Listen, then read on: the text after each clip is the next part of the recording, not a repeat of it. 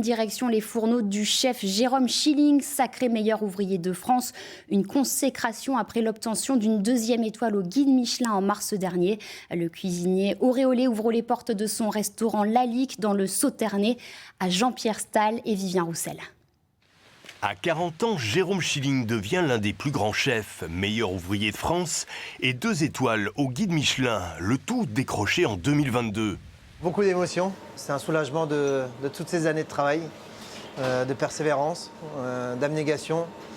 Et voilà, j'ai jamais rien lâché et puis voilà, j'y suis arrivé à ce Graal. Ils étaient plus de 600 cuisiniers sur la ligne de départ, seulement 30 en finale à Grenoble et 8 à être promus avec une épreuve très cadrée, 3 plats imposés. Un homard mer et jardin avec une tartine automnale qu'il fallait réaliser.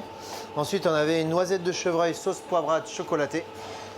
Et on finissait avec une couronne d'œuf à la neige, avec une mousse à la chartreuse et pistachée. Il y a tout qui me rappelait un peu tous mes passages de ma carrière, comme les oursins, le homard, que je travaillais sur la Côte d'Azur quand j'y ai travaillé pendant 7 ans.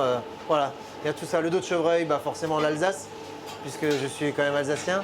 Formé auprès de Joël Robuchon, Thierry Marx ou Jean-Luc Rochat, le chef Schilling doit son succès aussi à son équipe de 14 personnes.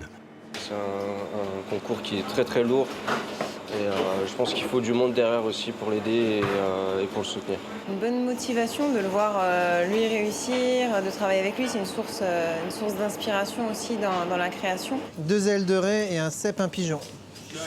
Jouant avec le terroir de Sauternes, il a créé une cuisine inventive et délicate, inspirée de la vigne toute proche. On me qualifie du coup, par définition, le cuisinier des vignes. Voilà.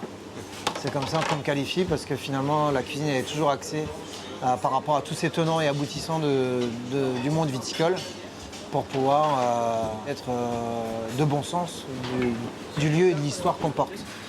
Et dans ce restaurant Lalique, les fins gourmets se réjouissent de la reconnaissance de ses pairs. Donc pour moi, c'est une fierté, vraiment. Belle réussite et mes félicitations à vous et à l'équipe. Merci. Le chef s'inscrit dans les codes de la grande cuisine française et dans les pas d'Auguste Escoffier.